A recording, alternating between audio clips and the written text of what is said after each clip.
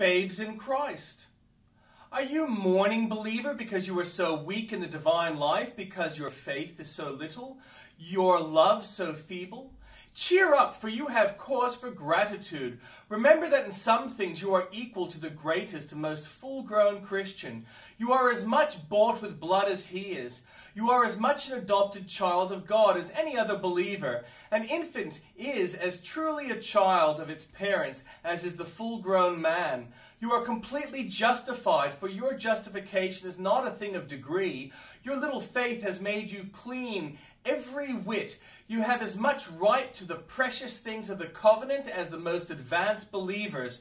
For your right to covenant mercies lies not in your growth, but in the covenant itself. And your faith in Jesus is not the measure, but the token of your inheritance in him.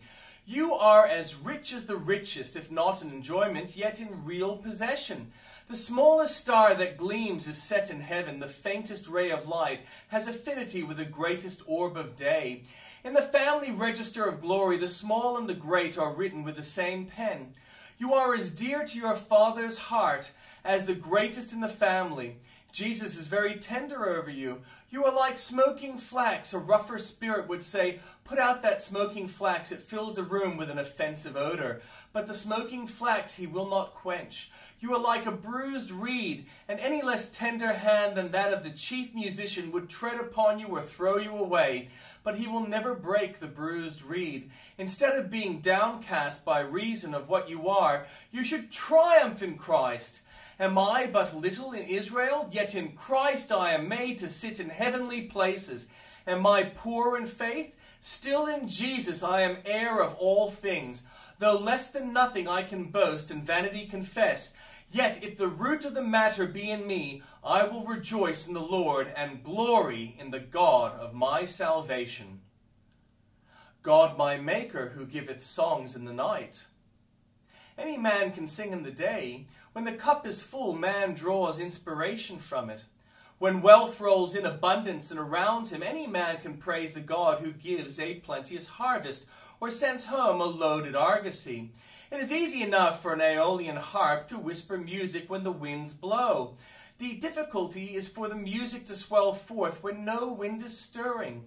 It is easy to sing when we can read the notes by daylight, but he is skillful who sings when there is not a ray of light to read by, who sings from his heart. No man can make a song in the night of himself. He may attempt it, but he will find that a song in the night must be divinely inspired. Let all things go well. I can weave songs, fashioning them wherever I go out of the flowers that grow upon my path. But put me in a desert where no green thing grows, and wherewith shall I frame a hymn of praise to God? How shall a mortal man make a crown for the Lord where no jewels are?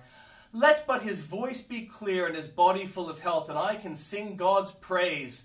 Silence my tongue, lay me upon the bed of languishing, and how shall I then chant God's high praises? Unless he himself gives me the song. No, it's not in man's power to sing when all is adverse, unless an altar coal shall touch his lips. It was a divine song which Habakkuk sang, when in the night he said, "Although the fig tree shall not blossom, neither shall fruit be in the vines, the labor of the olive shall fail, and the field shall yield no meat. The flock shall be cut from the fold, and there shall be no herd in the stalls. Yet I will rejoice in the Lord. I will joy in the God of my salvation." Then, since our Maker gives songs in the night, let us wait upon him for the music. O thou chief musician, let us not remain songless because affliction is upon us, but tune thou our lips to the melody of thanksgiving.